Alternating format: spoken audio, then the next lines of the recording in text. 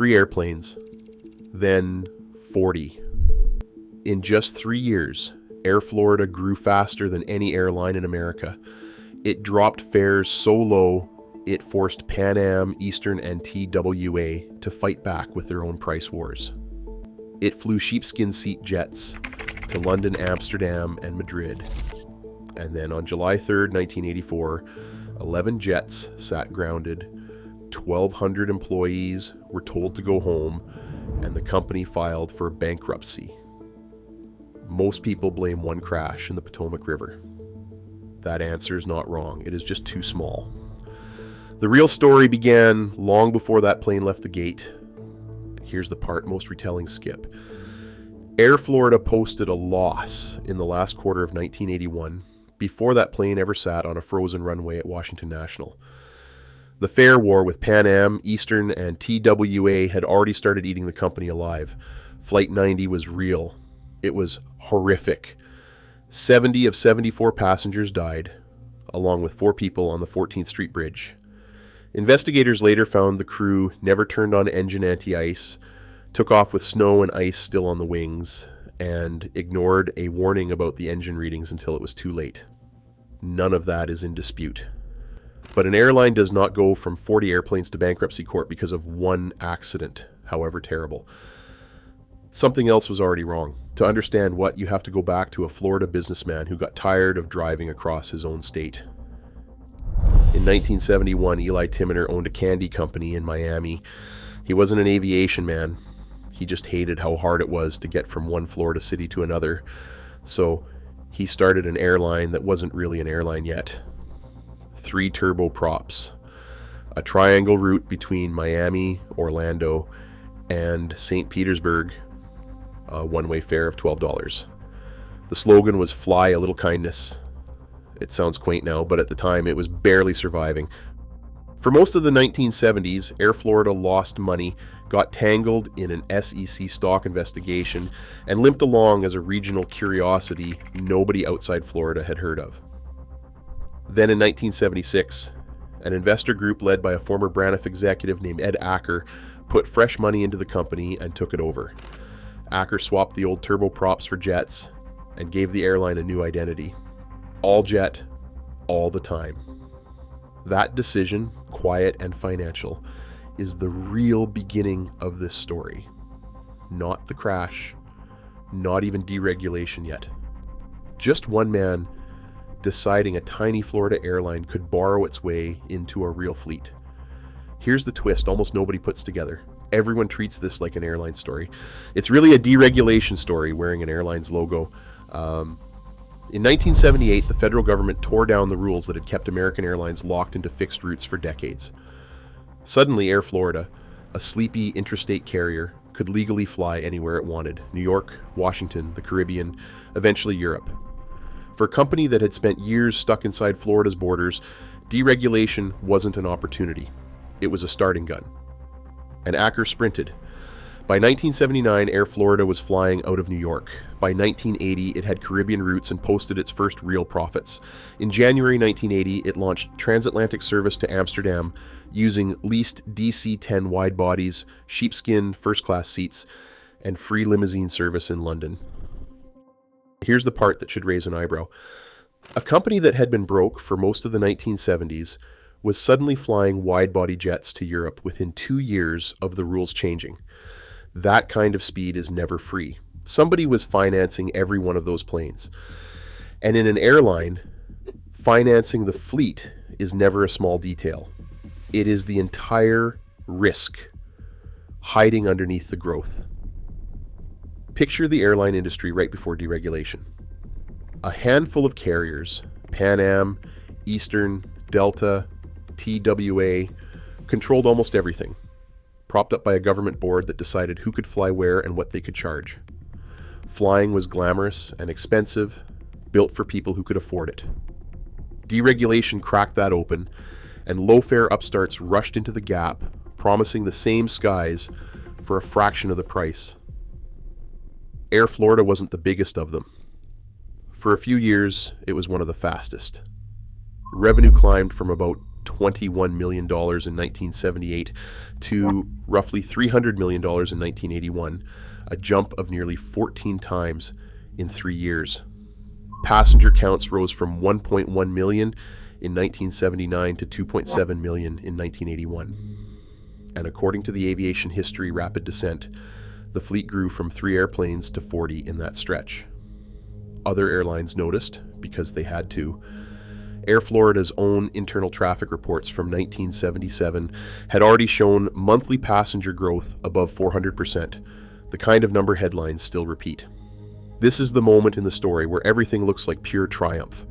New routes, new planes, new countries. A company that started with a $12 ticket in Florida was suddenly competing with Pan Am over the Atlantic. Stop the story here, and it reads like a success case. But ask the question almost nobody asked enough in 1981. How is a company this young paying for all of it? The answer is debt.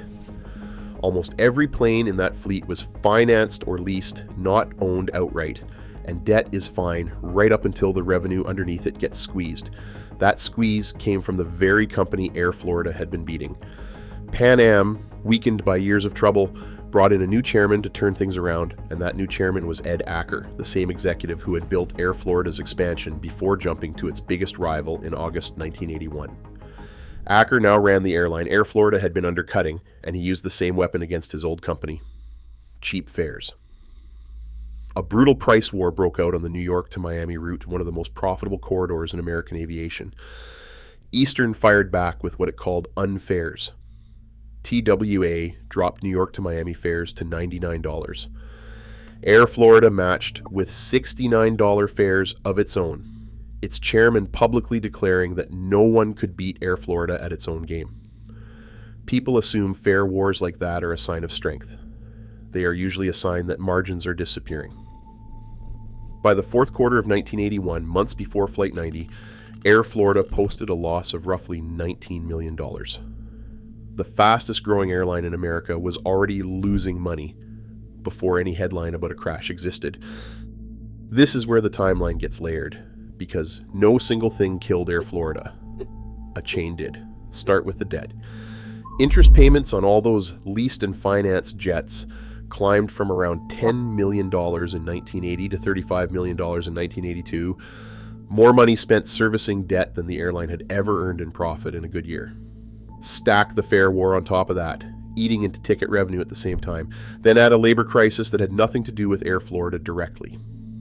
In August 1981, the Reagan administration fired more than 11,000 striking air traffic controllers, and the FAA responded by capping flights at congested airports, hitting smaller, growing carriers harder than giants who already held locked-in slots. Add a national recession in 1981 and 1982 that shrank leisure air travel across the board. And in September 1981, Ed Acker walked out the door to run Pan Am, reportedly selling off a large share of his Air Florida stock on the way out, rattling investor confidence before the company had even reported its bad quarter. 4 pressures stacked together before a single plane went down. Then came January 13th, 1982. A snowstorm in Washington.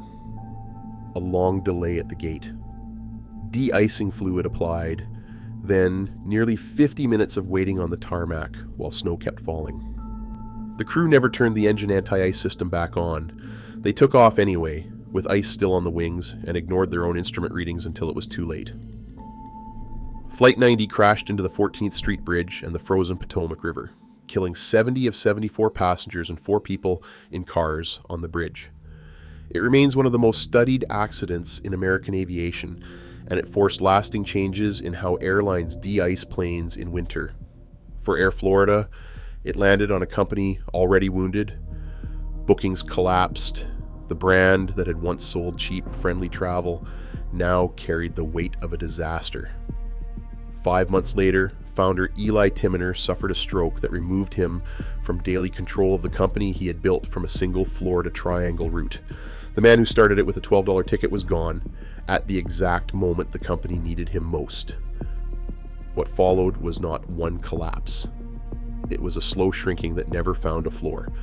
New leadership tried what gets politely called shrinking to profitability, cutting the fleet from 29 planes in mid-1982 to just 11 by May 1984, trimming routes and staff along the way. The fleet got smaller. The losses never got small enough. The airline kept flying money-losing routes to Europe and the congested Northeast even while bleeding cash, never quite simplifying down to what it could actually afford to run. By 1983, it had defaulted on its obligations to the Airlines clearinghouse, the system that lets carriers honor each other's tickets, and needed an emergency $5 million loan just to keep operating. Then came July 3rd, 1984, the day before a holiday weekend, historically one of the busiest travel periods of the year. Air Florida grounded its remaining 11 jets.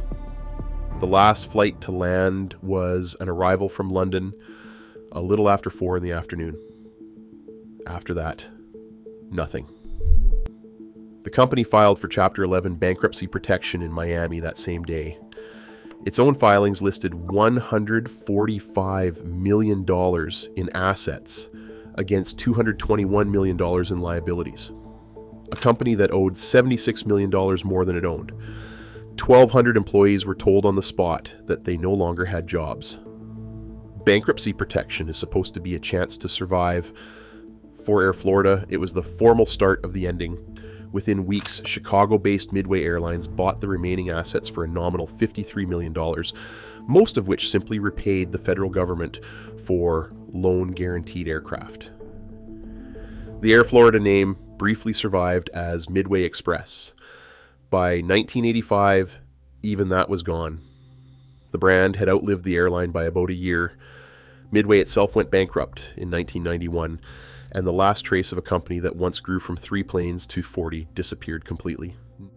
None of that captures what it actually felt like on the ground. 1,200 people lost their paychecks on July 3rd in the middle of a holiday week, with no warning beyond rumors that had circulated for months. Travelers holding tickets for the holiday weekend found themselves stranded with no flight to catch. Pan Am and a smaller carrier, Northeastern International, agreed to honor stranded passengers on a standby basis. Eastern Airlines, the same Eastern that had fought Air Florida in the fare war, refused. For a family that had booked a cheap flight home for the holiday, that refusal was the difference between making it and not. Underneath all of it sat the families of Flight 90. 74 passengers, only 4 of whom survived the crash into the Potomac.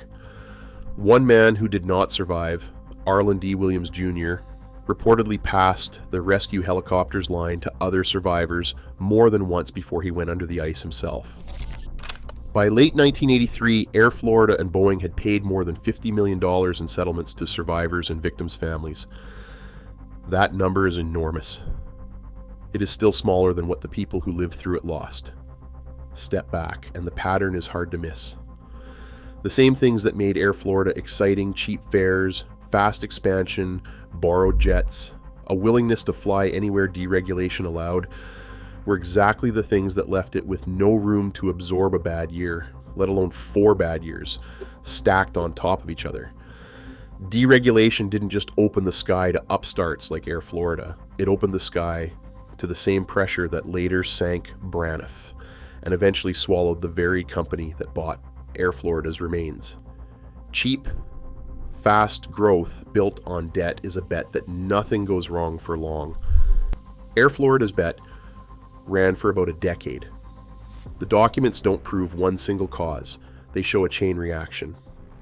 Fare wars, debt, a strike, a recession, a departing executive, a crash, and a founder's stroke arriving close enough together that no young airline could have absorbed it all.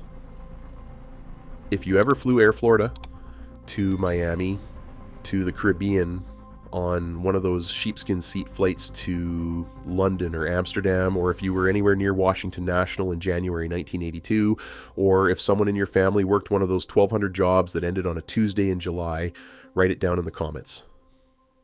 Bankruptcy filings list assets and liabilities. They don't list what a route meant to the people who depended on it. For some companies, this comment section really is the only archive left. 3 airplanes became 40. 40 became 11. 11 became none.